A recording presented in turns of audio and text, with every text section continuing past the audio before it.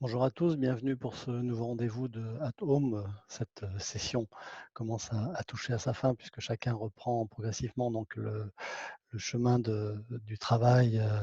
in situ. Ça n'empêchera pas évidemment de conserver ces vecteurs de communication dont on a pu mesurer l'efficacité durant cette période de confinement, mais se voir, ça sera également fort agréable et fort intéressant. Et donc, comme vous le savez, nos responsables de développement restent à votre disposition pour que évidemment, vous puissiez à nouveau entretenir le contact physique et mener donc un certain nombre de réunions comme nous avons l'habitude de le faire et comme nous l'avons fait également par les vecteurs digitaux, les vecteurs de communication à distance. Donc pour cette nouvelle session, comme à l'accoutumée, donc on va faire un petit tour d'horizon par les marchés et puis on parlera également des allocations qu'on vous a proposées à plusieurs reprises pour montrer justement le suivi qu'on peut faire sur ces allocations et comment on peut avoir un œil aguerri et averti sur l'évolution finalement de ces allocations qui auraient pu être proposées. Puis on fera un petit détour évidemment par les offres de produits et services et enfin, on terminera sur les vecteurs de communication, un petit peu comme vous en avez l'habitude. Alors sur les marchés financiers, donc qu'est-ce qu'on va voir? On va regarder un petit peu, il y a eu pas mal de presse sur le sujet, sur les valeurs moyennes. On regardera un petit peu également, les créateurs d'alpha, les gérants d'alpha et enfin donc les fameuses allocations dont je vous ai parlé tout de suite. Alors les valeurs moyennes donc on a pu lire, il n'y a pas très longtemps que finalement elles ne faisaient pas mieux que l'indice, c'est-à-dire elles avaient, chuté donc de façon, quasiment parallèle aux différents indices et notamment à l'indice, CAC 40 ou SBF 120 sur le marché français. Mais en revanche, en effet, elles rebondissent davantage. Alors ça, c'est l'indice, des valeurs moyennes effectivement sur un an glissant. Donc on voit effectivement le rebond et on voit ici le CAC 40 qui rebondit, certes un peu moins, mais bon, ça n'est encore peut-être pas tout à fait probant, mais comptez sur nous pour, faire le suivi de ces informations et pouvoir vous revenir avec des éléments plus tangibles, avec effectivement un retour,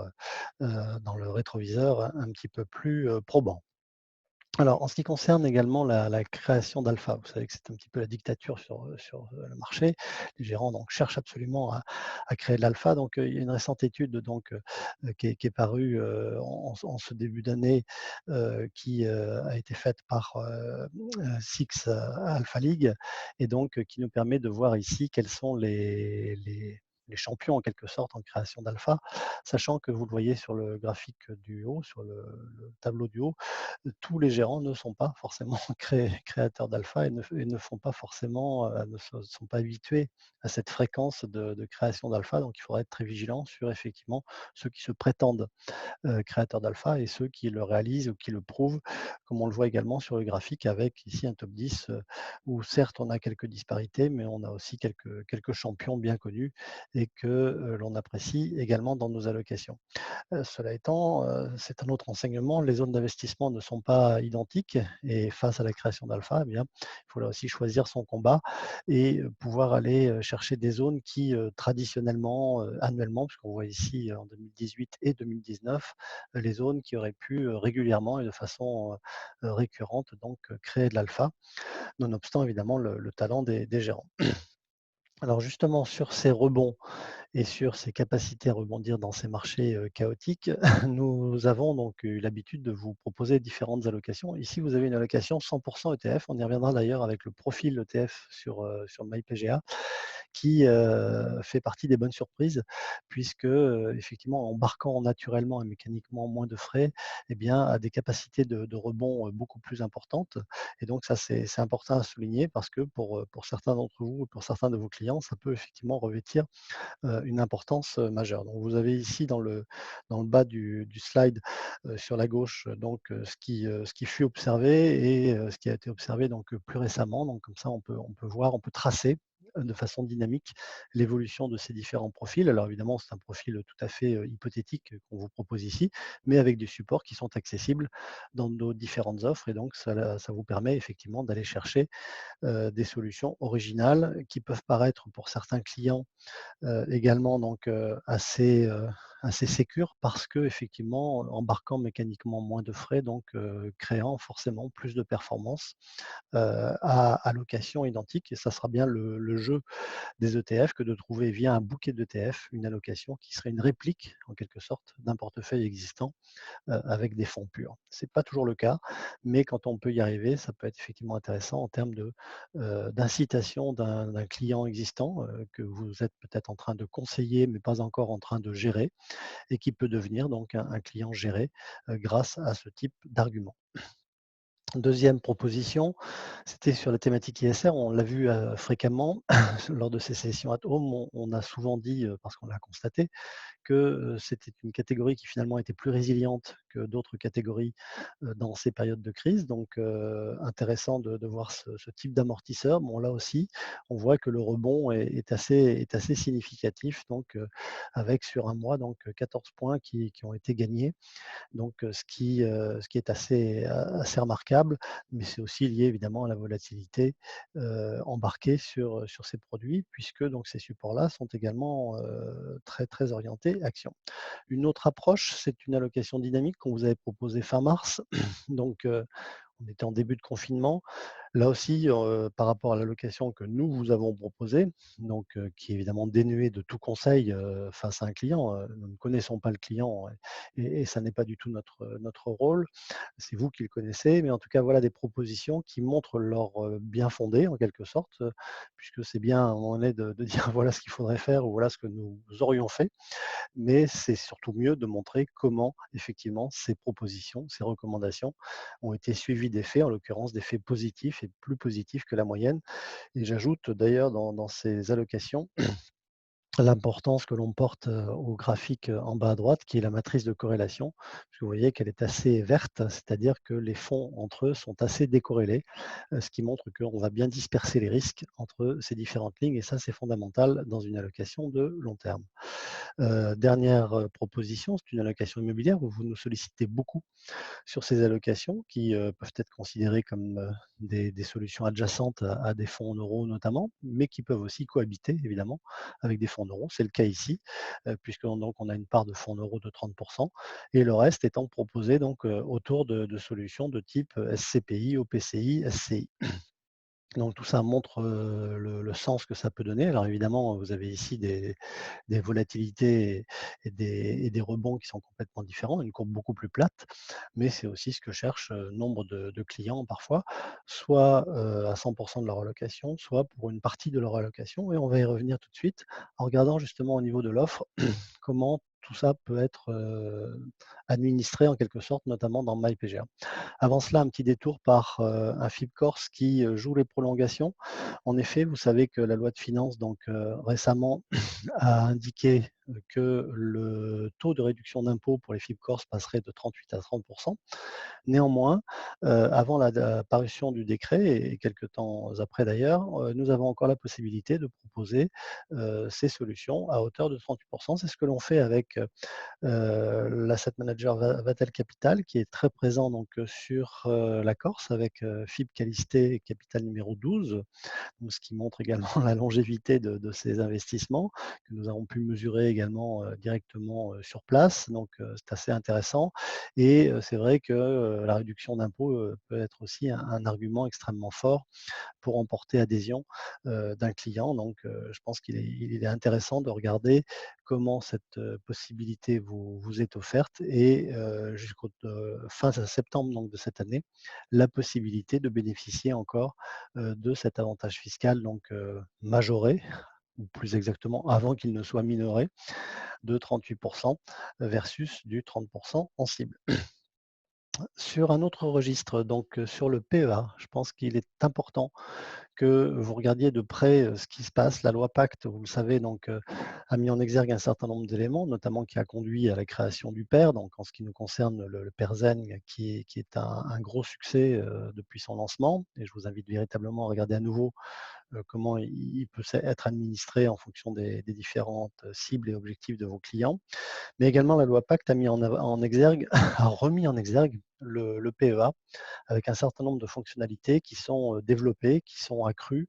qui sont confirmées, notamment avec une gamme plus étendue en matière de support, une mutualisation des plafonds et également, c'est important, donc un plafonnement des frais de gestion annuels, donc qui est limité à 0,40. Donc c'est à la fois, intéressant et compliqué. Intéressant parce que forcément ça permet de reparler, du PEA et nombre de vos clients disposent de PEA qui sont assez inertes et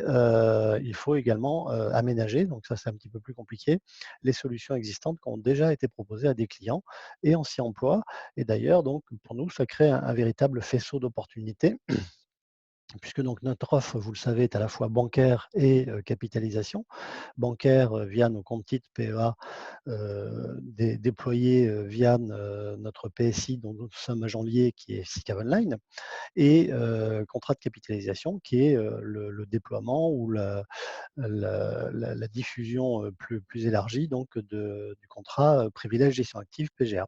qui se décline à la fois en PEA, PEA PME ETI, et le PEA jeune pour, la partie bancaire, avec une gamme de supports qui est effectivement extrêmement large. Et puis, en termes commerciaux, puisque donc nombre de vos clients sont déjà dotés de PEA, mais parfois ils l'ignorent même,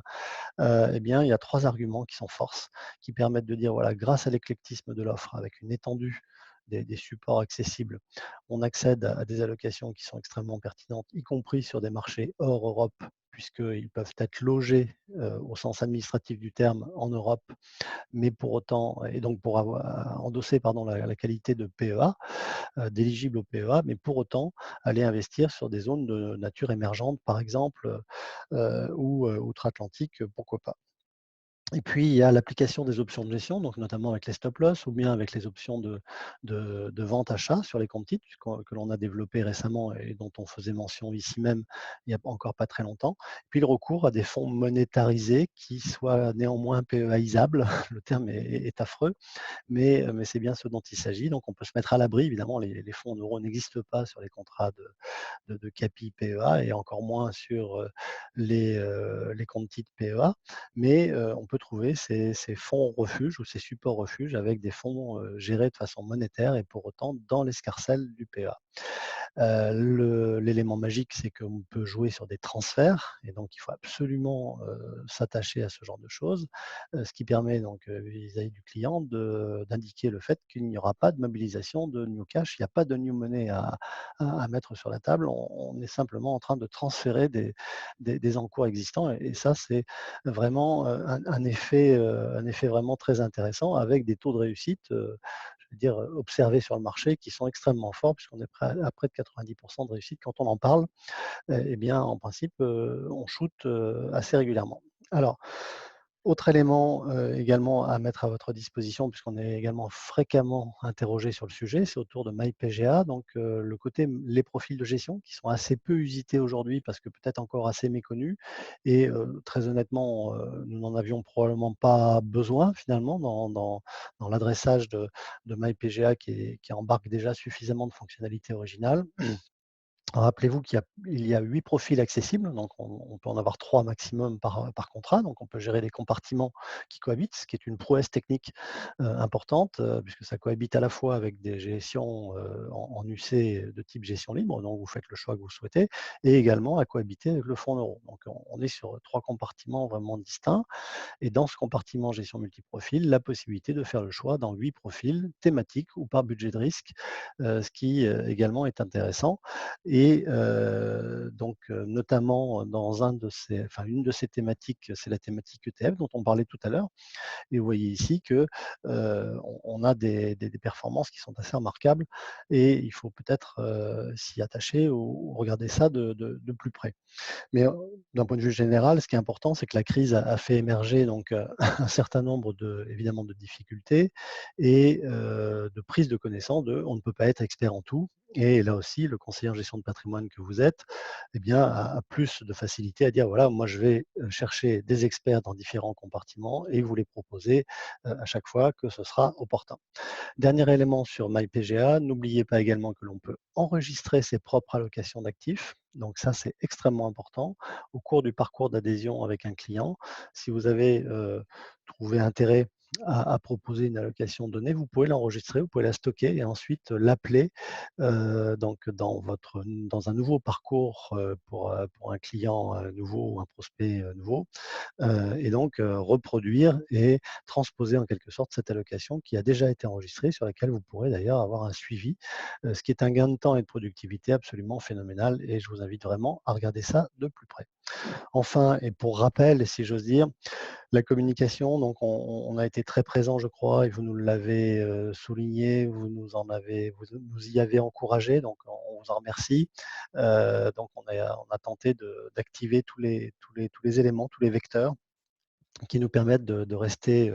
confinés, c'est certes, mais à vos côtés et donc on vous remercie, également donc de la confiance que vous nous avez faite, à ce niveau-là, puisque donc pour nous c'est très important de pouvoir, échanger tout ça avec vous et de pouvoir, maintenir le lien. Donc on vous donne rendez-vous, la semaine prochaine, ça sera probablement la dernière session de At Home, donc j'aurai encore plaisir à l'animer avec vous, mais encore davantage de plaisir à vous rencontrer, en direct et de visu. D'ici là, prenez soin de vous et à très bientôt. Au revoir.